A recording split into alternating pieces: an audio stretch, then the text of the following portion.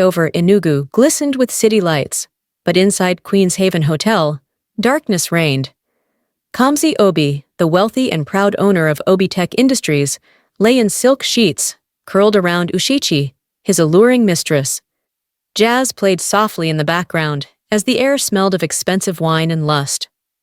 His phone rang. It was Nora, his wife. Her voice trembled through the speaker.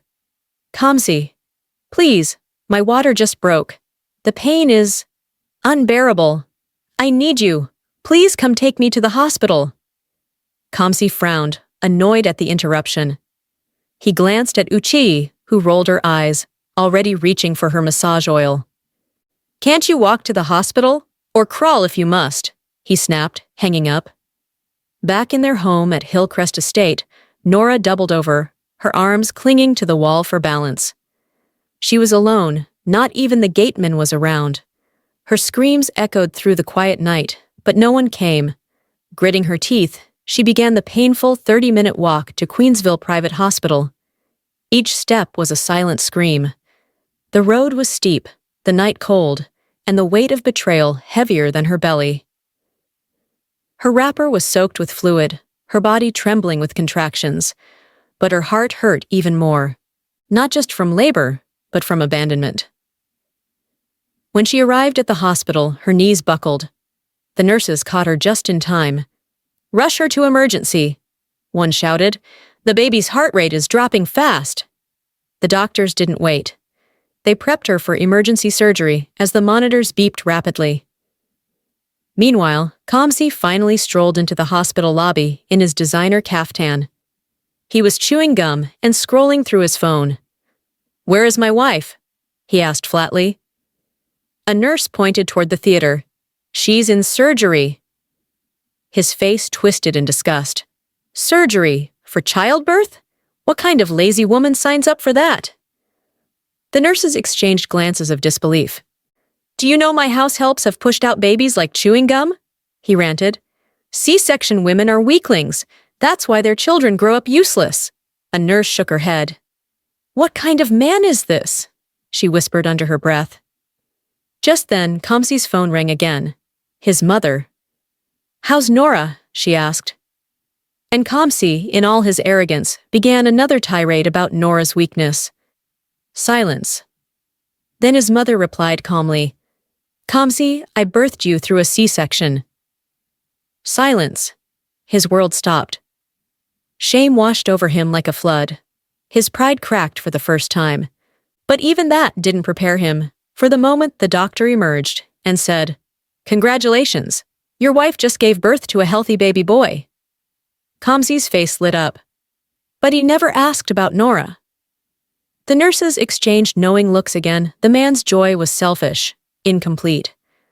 A woman had almost died to bring life into the world, and yet her pain remained invisible to the man who should have protected her most. The sky was blue over Queensville Private Hospital, but for Nora, everything still felt dark. She had survived, barely. Her abdomen was stitched, her body numb, her lips dry. The overhead lights buzzed faintly as she lay on the hospital bed in the recovery room, longing for one thing, her baby. The thought of holding him, hearing him cry, was her only strength. When the nurse finally brought him in, a small bundle wrapped in white with a tiny hat, tears streamed down Nora's cheeks. She whispered to him, "Sikora, you are my reason to live. You are my song." He stirred, then smiled in his sleep. It was a sacred moment, but it was also short-lived. At the reception, Kamsi stood like a peacock in pride, showing off his son's photo to hospital staff and posting it on his WhatsApp story. Moments later, Uchechi, his mistress, arrived. She wore a red bodycon dress, diamond heels clicking through the ward hallway like a ticking clock of doom. She came straight to Kamsi, hugged him, and whispered, "Can I see him?" Without hesitation, Kamsi took her hand and led her to the nursery. There, in front of nurses and staff, Kamsi handed his newborn son to Uchechi. "Name him," he said with a smirk. Nora, who had been wheeled out in a wheelchair nearby, caught sight of the scene. Her world froze, her chest tightened, her stitches throbbed, but her heart hurt more. Uchechi cradled the child and said, "Zikora. No, I'll name him Kalechi, because only the blessed should raise him."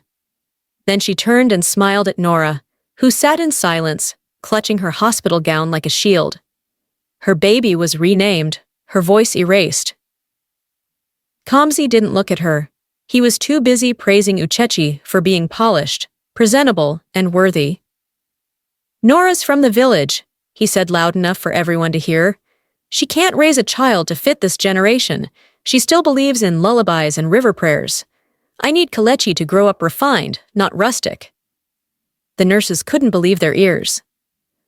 That night, Kamsi gifted Uchechi a brand new Lexus SUV, right in front of Nora's ward window. The headlights lit up the parking lot as Uchechi jumped with joy, hugging Kamsi and kissing him. From her wheelchair, Nora wept silently. Her chest rose and fell, as if she was pushing out pain instead of breath. This wasn't just betrayal. This was exile. From love, from motherhood, from identity. Later that night, Kamsi came into the ward, flanked by a nurse. "You'll be discharged tomorrow," he said coldly. "The driver will take you home. Pack your things, and when we get back, move to the guest room downstairs." Nora stared at him, unable to speak. "Uchechi is moving into my room," he added. "Try not to make trouble. It's best for Kalechi." The door closed behind him. Nora looked down at her trembling hands and whispered, "God, if you are still listening, please, speak for me. My womb has spoken, now let justice speak too."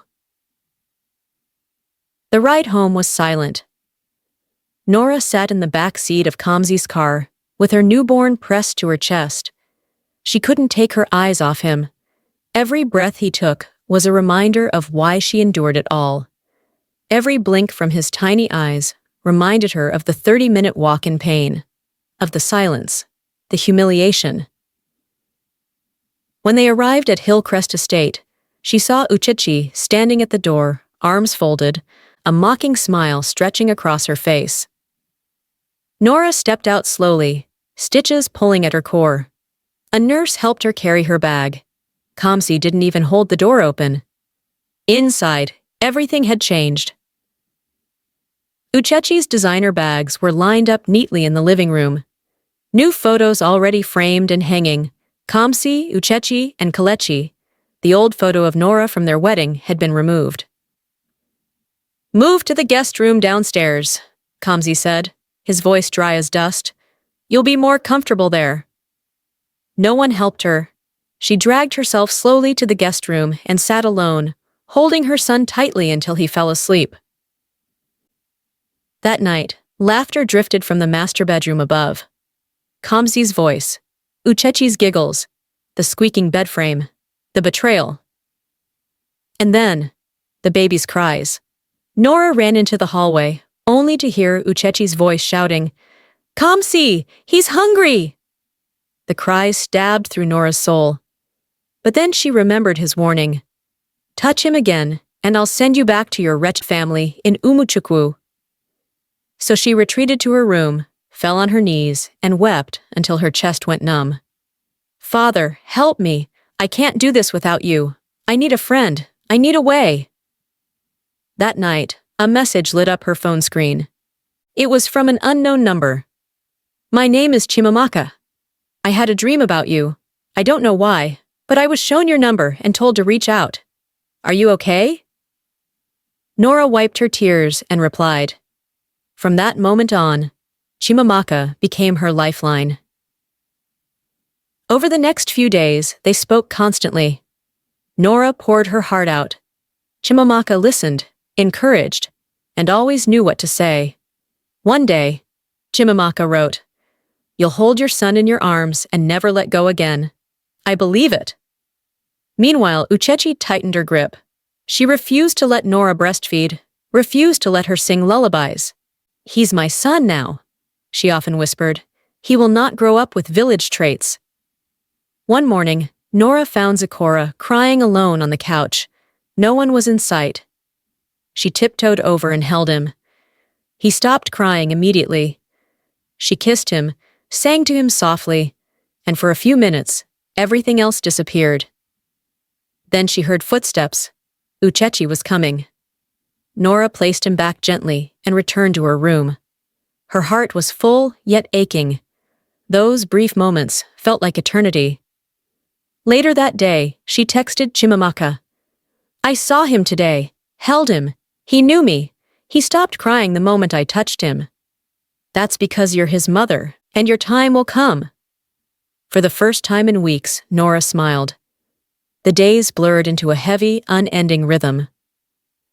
Nora woke each morning with swollen eyes, her body still healing, her spirit cracked but not broken.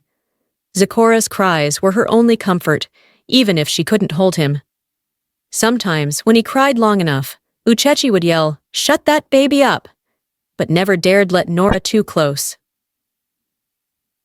One late afternoon, after a particularly difficult night, Nora sat by the kitchen window, messaging Chimamaka. "I miss him more than I can explain. Sometimes I sing his song from the doorway, and he quiets. But it's not enough. I want to hold him." "Then ask her," Chimamaka replied. "Plead. If you must. Do whatever it takes to be near him.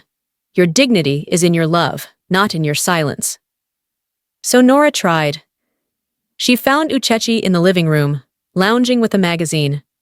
"Please, just a few minutes. Let me hold my son." Uchechi scoffed. "Your son? Don't make me laugh." Nora fell to her knees. "Please, I carried him for 9 months. Just a few minutes." Uchechi crossed her legs and smirked. "Fine, but you'll have to earn it." She laid out the terms. Clean the entire mansion, every floor, every toilet, every surface, and cook a full meal for her. If everything was perfect, then, and only then, would she allow Nora to hold the baby. Nora didn't hesitate. She scrubbed with her stitched stomach, bending and reaching until her eyes stung with sweat. She cleaned every inch of the mansion, washed the windows, swept the compound, and then prepared a meal with trembling hands. Yam porridge, fried fish, and juice made from freshly squeezed oranges. By the time she placed the food before Uchechi, her shirt clung to her skin, and her knees threatened to give way. But her eyes were fixed on Zikora, who lay in his crib. Just as Uchechi picked up her spoon, Kamsi's car pulled in. He stepped in, surveyed the house, and smiled. "Wow, the house is sparkling. Uche, you've really outdone yourself," he said, walking straight to her and kissing her forehead. Nora stood nearby, silent and invisible. "Did she help you?" he asked. Uchechi didn't even blink. "No, love, I did it all. For you."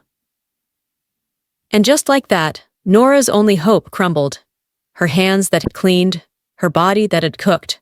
It was all erased in a single lie. She returned to her room, collapsed on the bed, and texted Chimamaka. "I did everything. I begged. I worked." He returned before she gave him to me. There was a long pause before the reply came. "Heaven is watching. You are not unseen. One day, your tears will testify against them." That night, Nora stayed awake, listening to the soft cries of her baby, just one floor above her, but separated by walls of pride, cruelty, and silence. She didn't know how or when, but she whispered into the air, "I will hold you again, my son, and this time they won't take you from me." Morning light spilled through the windows of Hillcrest Estate, but Nora felt no warmth. She rose early, exhausted from another sleepless night. The house was unusually quiet.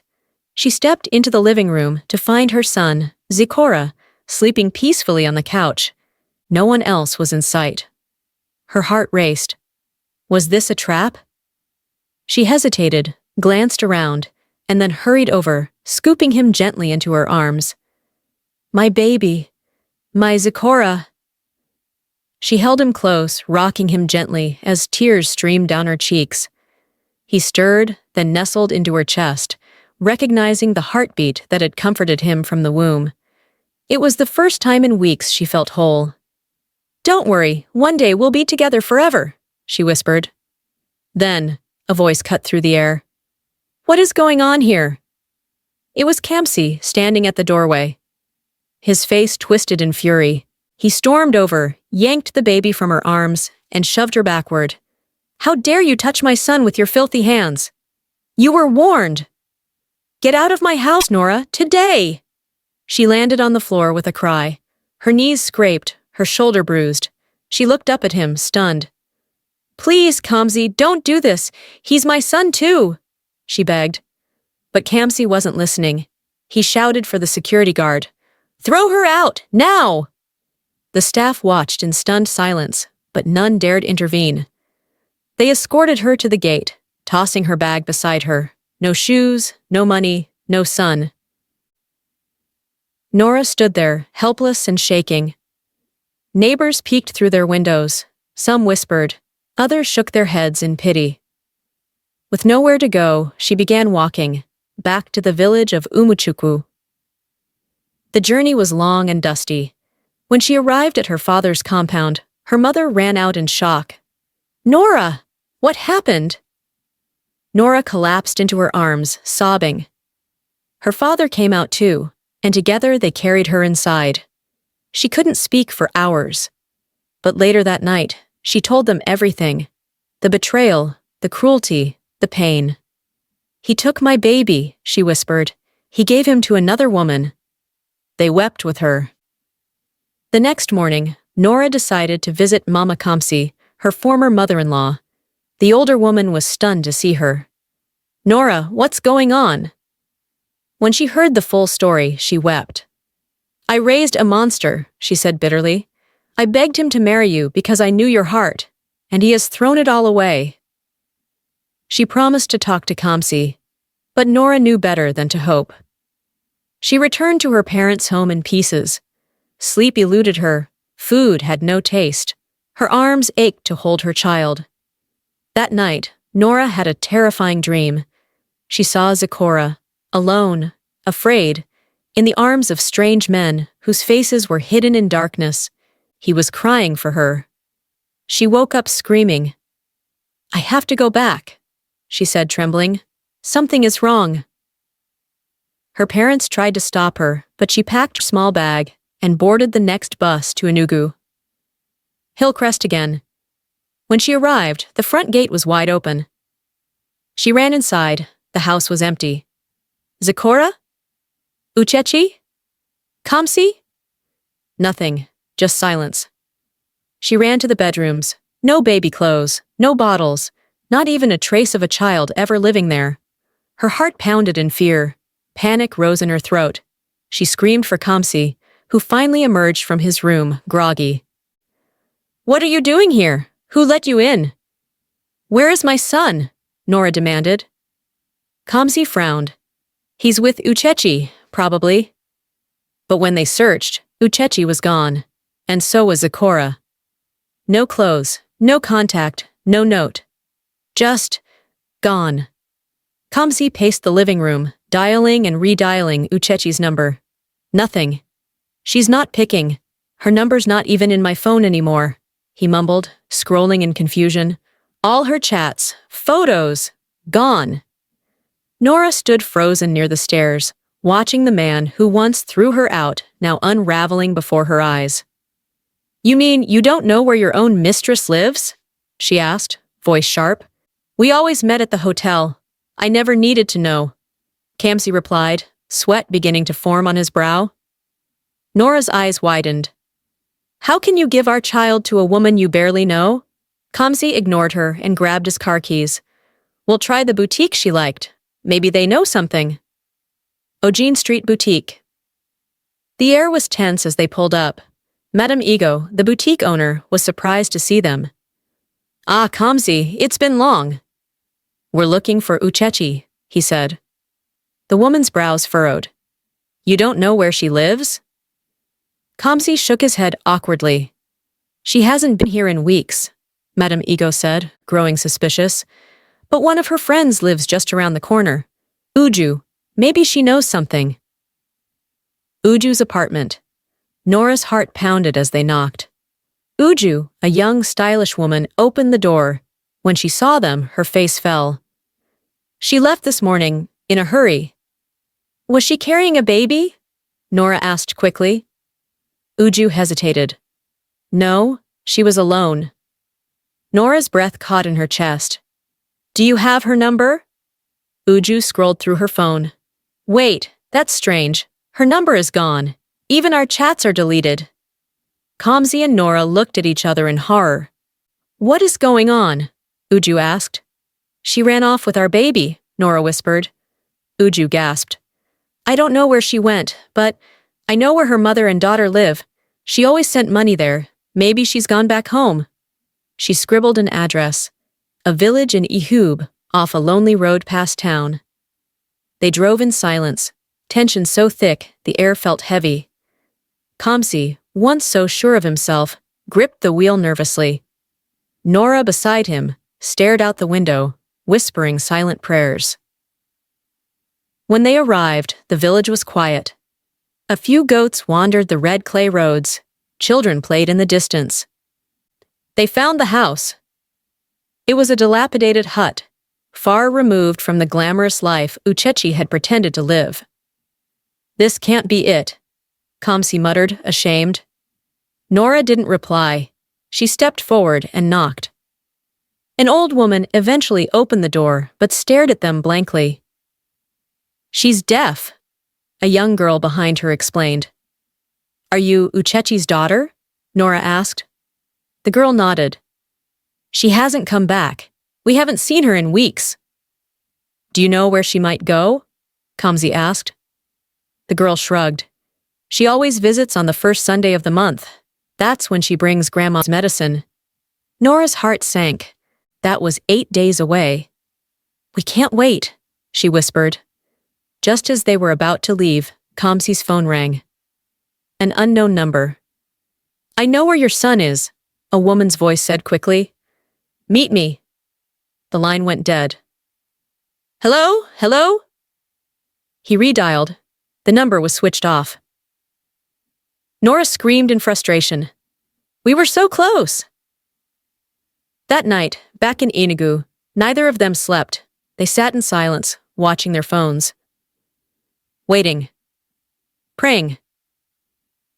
At 6:42 a.m., Kamsi's phone rang again. Unknown number. He picked up, putting it on speaker. If you want to see your son again, bring in 100 million in cash. We'll call you with instructions. No police, no games, or you'll collect his corpse. Click. The line went dead. Nora collapsed onto the couch, hands over her mouth, eyes wide in horror. They'll kill my baby, she whispered. We can't go to the police, Kamsi said, pacing.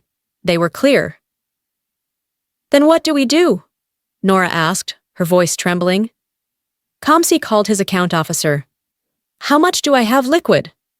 And 200 million, sir. Prepare in 100 million. I'm coming to get it now. Within an hour, Kamsi returned home with a black duffel bag, zipped full of crisp Nora notes.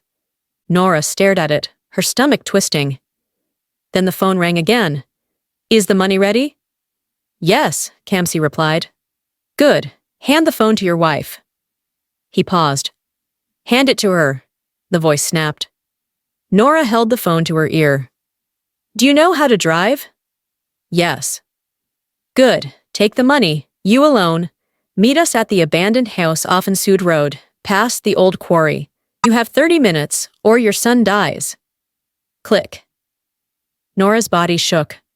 I have to go, she whispered. Kamsi hesitated. But, you drive? She looked at him with narrowed eyes.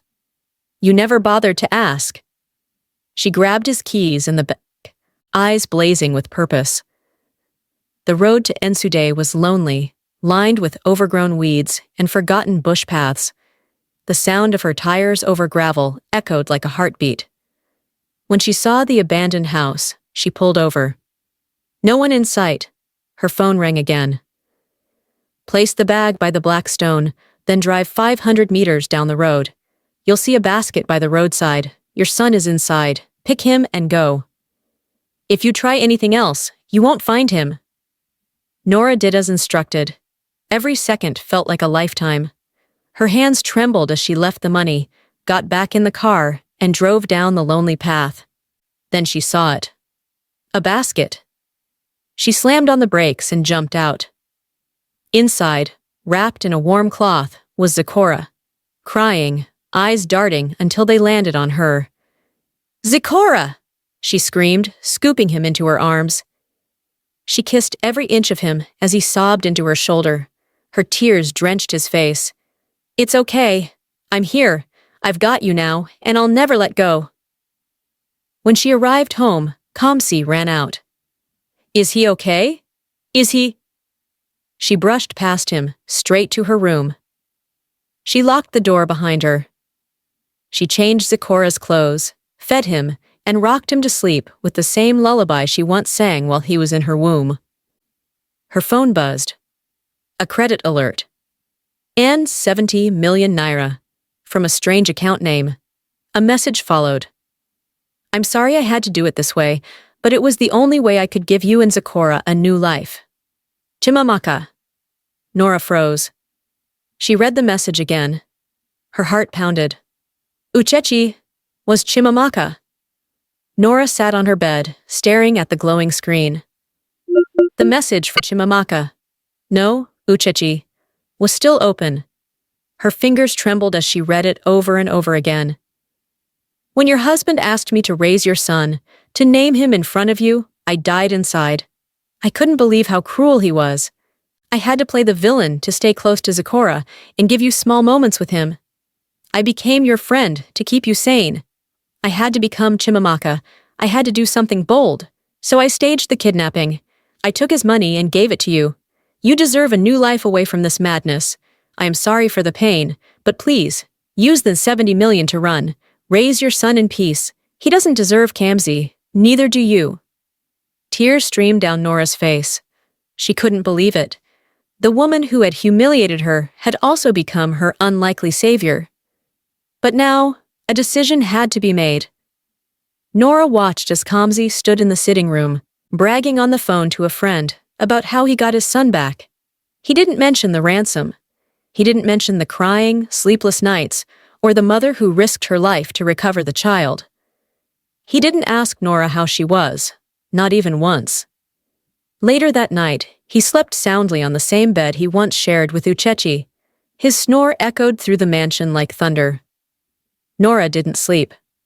She packed her things quietly, moving around the room like a shadow.